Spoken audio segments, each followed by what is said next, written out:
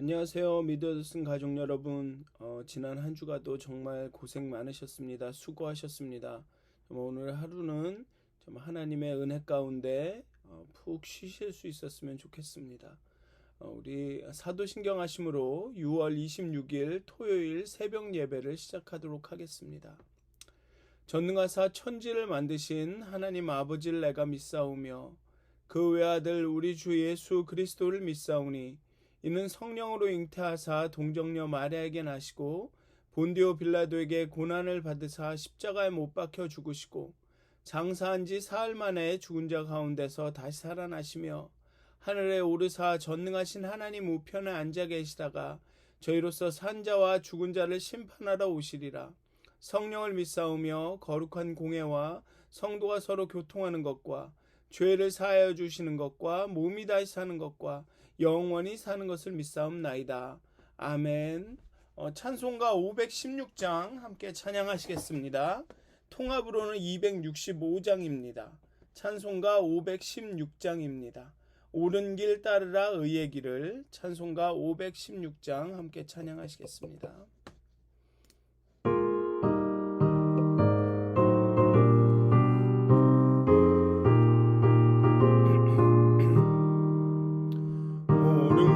따르라 의의 길을 세계 만민이 참된 길, 이 길 따라서 살기를 온 세계에 전하세. 만 백성이 나갈 길, 어두운 밤 지나고 동튼다. 환한 빛 보아라 저기 주 예수의 나라 이 땅에 곧 오겠네 오겠네. 주 예수 따르라 승리의 주 세계 만민이 나갈 길과 진리요 참 생명 내 창검을 부수고 다 따르라 화평왕. 어두운 밤 지나고 동튼다. 환한 빛 보아라 저기 주 예수의 나라 이 땅에 곧 오겠네 오겠네. 놀라운 이 소식 알리어라. 세계 만민을 구하려 내 주 예수를 보내신 참 사랑의 하나님. 만 백성이 따를 길, 어두운 밤 지나고 동튼다. 환한 빛 보아라 저기 주 예수의 나라 이 땅에 곧 오겠네 오겠네. 고난길 헤치고 찾아온 길, 많은 백성을 구한 길, 모두 나와서 믿으면 온 세상이 마침내 이 진리에 살겠네. 어두운 밤 지나고 동튼다. 환한 빛 보아라 저기 주 예수의 나라 이 땅에 곧 오겠네 오겠네. 아멘. 찬송가 520장 한 장 더 찬양하시겠습니다. 통합으로는 257장입니다. 찬송가 520장 듣는 사람마다 복음 전하여 함께 찬양하시겠습니다.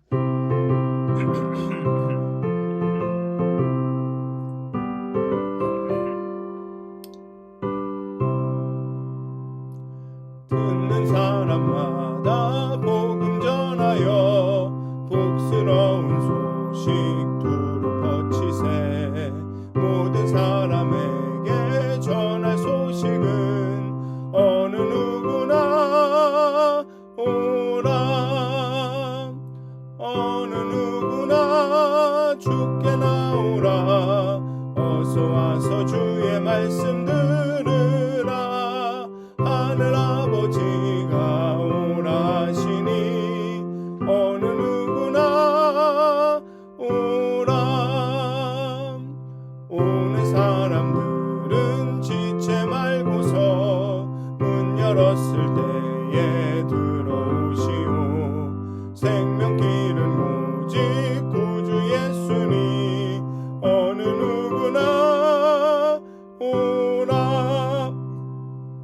어느 누구나 주께 나오라. 어서 와서 주의 말씀 들으라. 하늘 아버지가 오라 하시니 어느 누구나 오라. 언약하신 대로 이룰 것이니 누구든지 언약 받을 수 있네. 받은 사람에게 생명이로다. 어느 누구나 오라. 어느 누구나 주께 나오라. 어서 와서 주의 말씀 들으라. 하늘 아버지가 오라 하시니 어느 누구나 오라. 아멘. 다시 기도하시겠습니다. 하나님, 이 아침에 정말 하나님 앞에 감사한 마음으로 나갑니다. 언제나 하나님의 능력의 장중에 우리를 붙들어 주시고 보호하여 주시고 인도하여 주셔서 정말 감사하여서 하나님 앞에 나왔습니다. 정말 이 시간도 우리가 기도하고 찬양하고 묵상하실 때 하나님의 뜻을 우리에게 알려주시고 하나님이 기뻐하시는 그 길을, 의의 길을 우리가 걸을 수 있도록 힘과 용기를 주시며 정말 복음을 붙들고 정말 예수 그리스도를 우리 주로 삼아 우리의 마음에 품고 늘 묵상하고 생각하면서 하나님의 그 길을 걸을 수 있도록 하나님 이 시간도 우리의 영을 깨워 주시옵소서. 우리의 마음을 움직여 주시옵소서. 우리 마음 가운데 주님의 말씀을 사모하는 그 마음을, 하나님과의 만남과 교제를 기대하며 기다리는 마음을 더하여 주시옵소서. 감사합니다. 예수님의 이름으로 기도하였습니다. 아멘. 오늘 함께 나누실 말씀은 사도행전 17장 16절에서 34절까지의 말씀입니다. 사도행전 17장 16절에서 34절까지의 말씀입니다. 제가 봉독하도록 하겠습니다. 사도행전 17장 16절에서 34절까지의 말씀입니다. 바울이 아덴에서 그들을 기다리다가 그 성에 우상이 가득한 것을 보고 마음에 격분하여 회당에서는 유대인과 경건한 사람들과 또 장터에서는 날마다 만나는 사람들과 변론하니 어떤 에피쿠로스와 스토아 철학자들도 바울과 쟁론할세 어떤 사람은 이르되 이 말쟁이가 무슨 말을 하고자 하느냐 하고 어떤 사람은 이르되 이방신들을 전하는 사람인가 보다 하니 이는 바울이 예수와 부활을 전하기 때문이더라. 그를 붙들어 아레오바고로 가며 말하기를 내가 말하는 이 새로운 가르침이 무엇인지 우리가 알 수 있겠느냐? 내가 어떤 이상한 것을 우리 귀에 들려주니 그 무슨 뜻인지 알고자 하노라 하니 모든 아덴 사람과 거기서 나그네 된 외국인들이 가장 새로운 것을 말하고 듣는 것 외에는 달리 시간을 쓰지 않음이더라. 바울이 아레오바고 가운데 서서 말하되 아덴 사람들아 너희를 보니 범사에 종교심이 많도다. 내가 두루 다니며 너희가 위하는 것들을 보다가 알지 못하는 신에게라고 새긴 단도 보았으니 그런즉 너희가 알지 못하고 위하는 그것을 내가 너희에게 알게 하리라. 우주와 그 가운데 있는 만물을 지으신 하나님께서는 천지의 주제시니 손으로 지은 전에 계시지 아니하시고 또 무엇이 부족한 것처럼 사람의 손으로 섬김을 받으시는 것이 아니니 이는 만민에게 생명과 호흡과 만물을 친히 주시는 이심이라. 인류의 모든 족속을 한 혈통으로 만드사 온 땅에 살게 하시고 그들의 연대를 정하시며 거주의 경계를 한정하셨으니 이는 사람으로 혹 하나님을 더듬어 찾아 발견하게 하려 하심이로되 그는 우리 각 사람에게서 멀리 계시지 아니하도다. 우리가 그를 힘입어 살며 기동하며 존재하느니라. 너희 시인 중 어떤 사람들의 말과 같이 우리가 그의 소생이라 하니 이와 같이 하나님의 소생이 되었은즉 하나님을 금이나 은이나 돌에다 사람의 기술과 고안으로 새긴 것들과 같이 여길 것이 아니니라. 알지 못하던 시대에는 하나님이 간과하셨거니와 이제는 어디든지 사람에게 다 명하사 회개하라 하셨으니 이는 정하신 사람으로 하여금 천하를 공의로 심판할 날을 작정하시고 이에 그를 죽은 자 가운데서 다시 살리신 것으로 모든 사람에게 믿을 만한 증거를 주셨음이니라 하니라. 그들이 죽은 자의 부활을 듣고 어떤 사람은 조롱도 하고 어떤 사람은 이 일에 대하여 내 말을 다시 듣겠다 하니 이에 바울이 그들 가운데서 떠나매 몇 사람이 그를 가까이 하여 믿으니 그 중에는 아레오바고 관리 디오누시오와 다말이라 하는 여자와 또 다른 사람들도 있었더라. 아멘. 오늘의 본문은 이방인들을 향한 바울의 설교입니다. 아주 풀 버전의 설교죠. 바울의 설교의 핵심은 여전히 예수님의 죽으심과 부활하심에 있습니다. 아덴, 여기는 아테네죠. 아테네가 그리스도 철학의 본산이라는 점을 감안할 필요가 있습니다. 특히 그들이 가지는 영혼에 대한 개념이 중요합니다. 바울의 설교에 대한 아덴 사람들의 반응이 집중된 것은 부활이라는 이슈였습니다.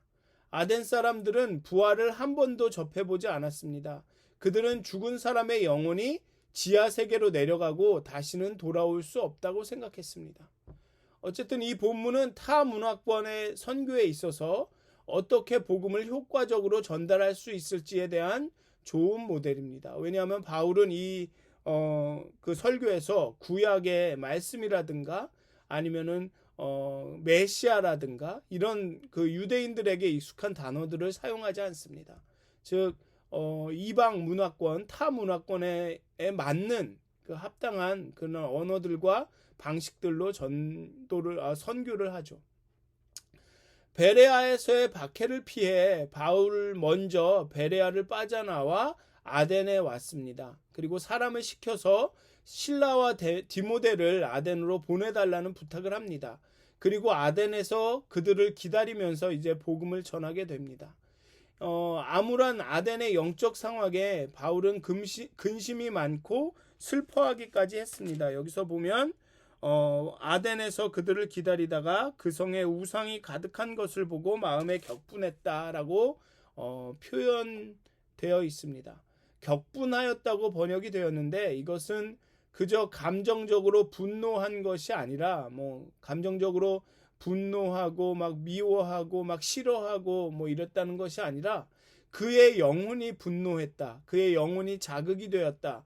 그의 영이 심히 근심했다. 스트레스를 받았다라는 뜻이 됩니다. 여호와 하나님이 자신의 백성들의 불순종에 분노했을 때, 격분했을 때 쓰는 그 단어를 똑같이 씁니다.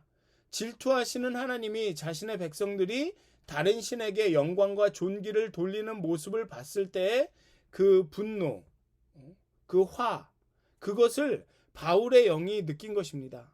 그 어떤 싫어함, 혐오감을 느낀 것이죠. 우리도 그렇게 바울은 하나님이 좋아하시는 것, 기뻐하시는 것을 좋아하고 또 하나님이 싫어하시는 것을 똑같이 싫어한 것입니다. 우리도 그러한 마음이 있어야 됩니다. 하나님이 좋아하시는 것을 정말 좋아하고 사랑하고 하나님이 사랑하시는 하나님이 내신 사람들을 좋아하고 사랑하고 하나님이 싫어하시는 그 불순종과 죄를 싫어하는 마음들이 우리 가운데 있어야 합니다. 그게 바로 하나님이 함께 하시는 거고 하나님의 성품이 우리 가운데 있구나. 하나님이 우리 안에서 일하시는구나라는 것을 확인할 수 있는 것입니다. 그런데 오해하지 말아야 할 것이 있습니다. 하나님의 분노에는 바울이 함께한 그 하나님의 격분에는 경멸함이나 미움이 없습니다. 그거를 분명히 아셔야 돼요. 만약에 바울에게 경멸함이나 미움이 있었다면 그 다음 절에 17절에서 나오는 것처럼 회당에서 유대인과 경건한 사람들과 또 장터에서 날마다 만나는 사람들과 변론한다라는 이런 변론이 불가능했을 것입니다. 가서 막 꾸짖었던가 욕을 했다던가 아니면 그 경멸함을 막 드러냈겠죠. 이 아무것도 모르는 놈들아 이러면서. 그렇지만 바울은 여기서 변론을 했습니다. 그게 아니다 라면서 설명을 하고 그 이후에 이 설교에도 보면 어떤 그 경멸이나 그 미움은 나타나지 않습니다.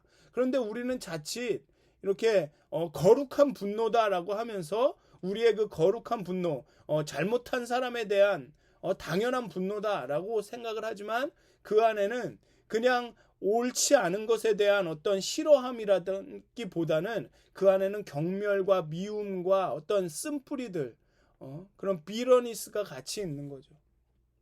그런데 바울은 그렇게 하지 않았습니다. 바울은 사람들과 변론함에 있어서 상대를 경멸하거나 무시하지 않았습니다. 그랬다면 복음을 증거하지 못했을 것입니다. 그런데 우리의 분노는 대부분의 이러한 경멸과 미움, 쓰디쓴 감정이 있습니다.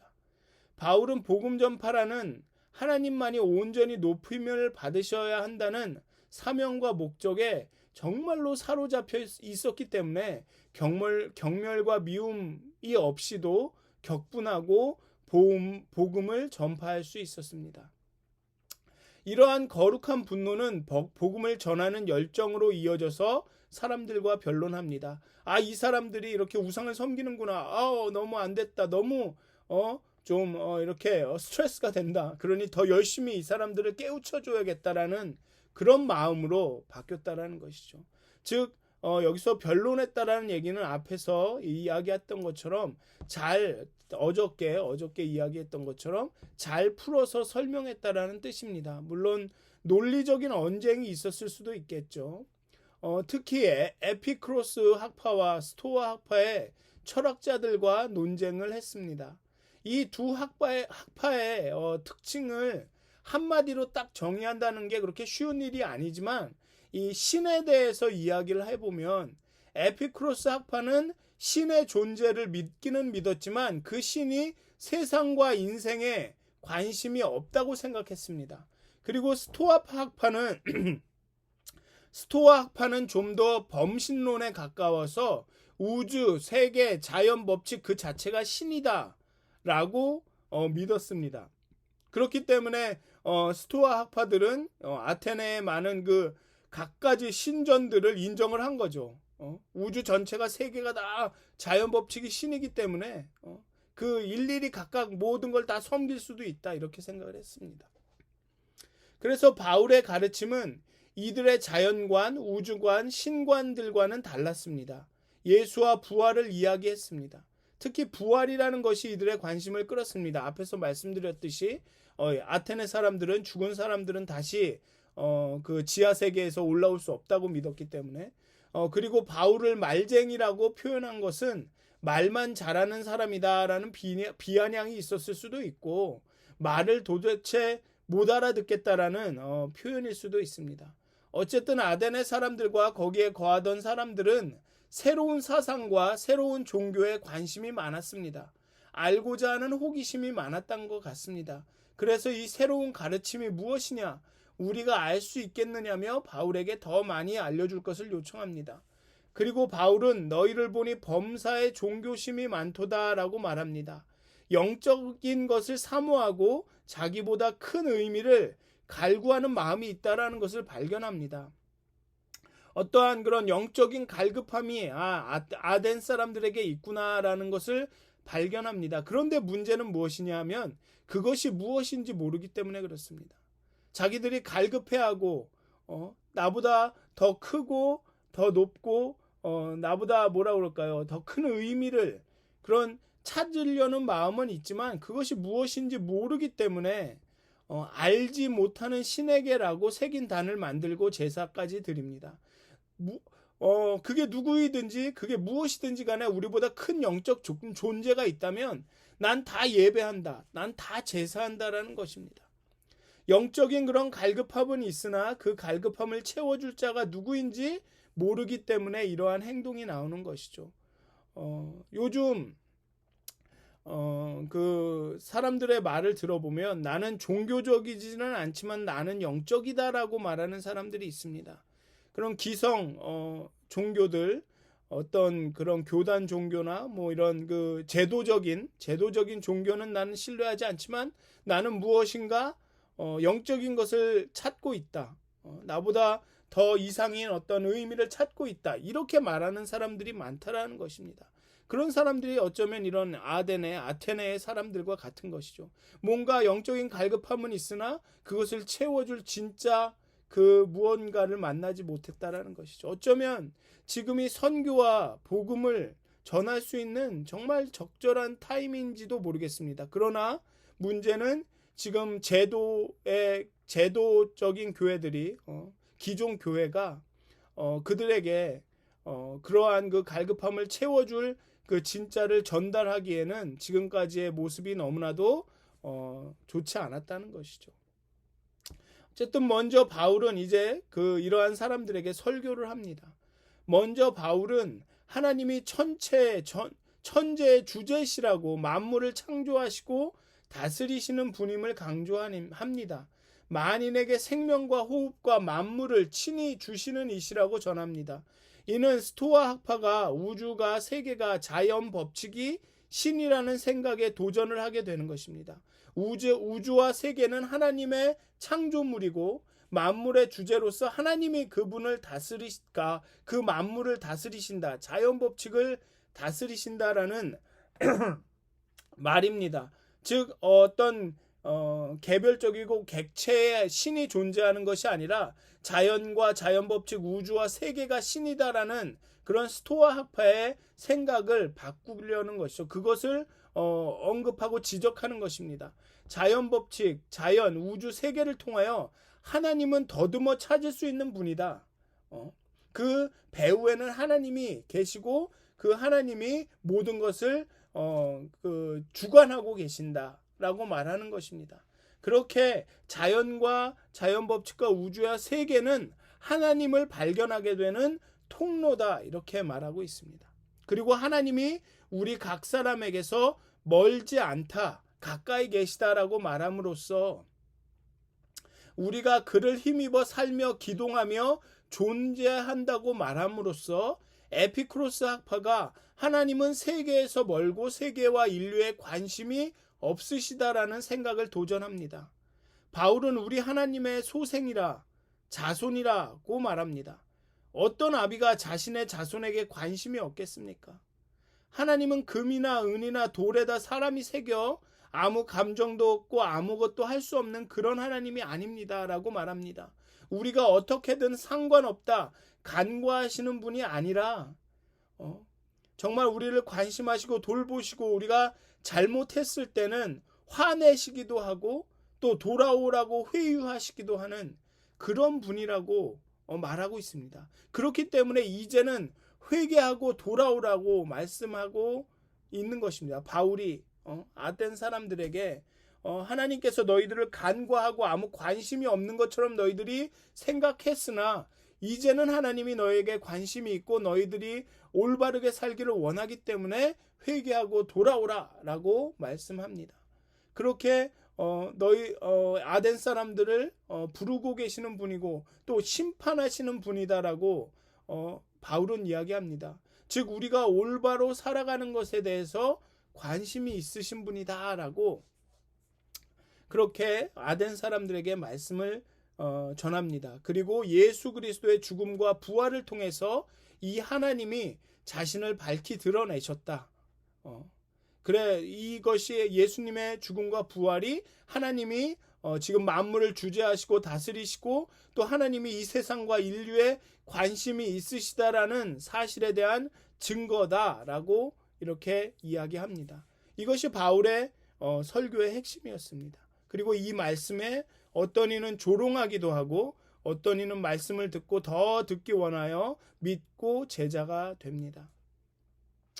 오늘 말씀을 좀 이렇게 보면 아마 우리도 어떤 경우에는 이런 에피쿠로스 학파나 스토아 학파 같은 그런 생각을 갖게 되는지 모르겠습니다. 물론 스토아 학파처럼 범신론 막 우주와 세계와 자연 법칙이 신이다라는 생각은 하지 않지만 어떨 때는 에피쿠로스 학파처럼 하나님이 계시긴 하지만 인생과 세상에 관심이 없으시구나라고 느껴질 때가 있을지도 모르겠습니다.